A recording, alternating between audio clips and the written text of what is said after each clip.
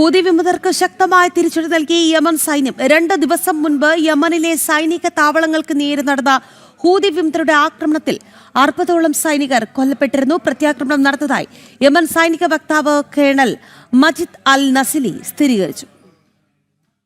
2 ദിവസം മുൻപാണ് യമനിലെ മരിബ് നഗരത്തിൽ ഹൂതി വിമതർ ആക്രമണം നടത്തിയത്. നഗരത്തിലെ സൈനിക ക്യാമ്പിന് നേരെ നടന്ന ആക്രമണത്തിൽ 60ഓളം സൈനികർ മരിച്ചിരുന്നു. എന്നാൽ 30 സൈനികർ മാത്രമാണ് മരിച്ചതെന്നാണ് യമൻ അധികൃതർ വ്യക്തമാക്കുന്നത്. തുടർന്നാണ് ഹൂതികളുടെ ശക്തി കേന്ദ്രങ്ങളായ മധ്യകിഴക്കൻ യമനിൽ സൗദി അറേബ്യയുടെ പിന്തുണയുള്ള വ്യവസ്ഥാപിത സൈന്യം ആക്രമണം നടത്തിയത്. സാധാരണക്കാരെ സംരക്ഷിക്കുന്നതിന് സൈനിക നടപടി അനിവാര്യമെന്ന് യമൻ സൈനിക വക്താവ് അറിയിച്ചു. ശക്തമായ ആക്രമണമാണ് യമൻ വ്യവസ്ഥാപിത സേന ഹൂതി കേന്ദ്രങ്ങളിൽ നടത്തിയത്. വെള്ളിയാഴ്ച സൈന്യത്തിന് നേരെ നടന്ന ആക്രമണത്തിൽ 2 സാധാരണക്കാരും മരിച്ചിരുന്നു. 14 പേർക്ക് പരിക്കേൽക്കുകയും ചെയ്തു. UN ഉൾപ്പെടെ സംഘർഷം അവസാനിപ്പിക്കണമെന്ന് ആവശ്യപ്പെടുമ്പോഴും ഹൂതികൾ ആക്രമണം തുടരുകയാണ്. ഇന്റർനാഷണൽ ഡെസ്ക്, ജനം.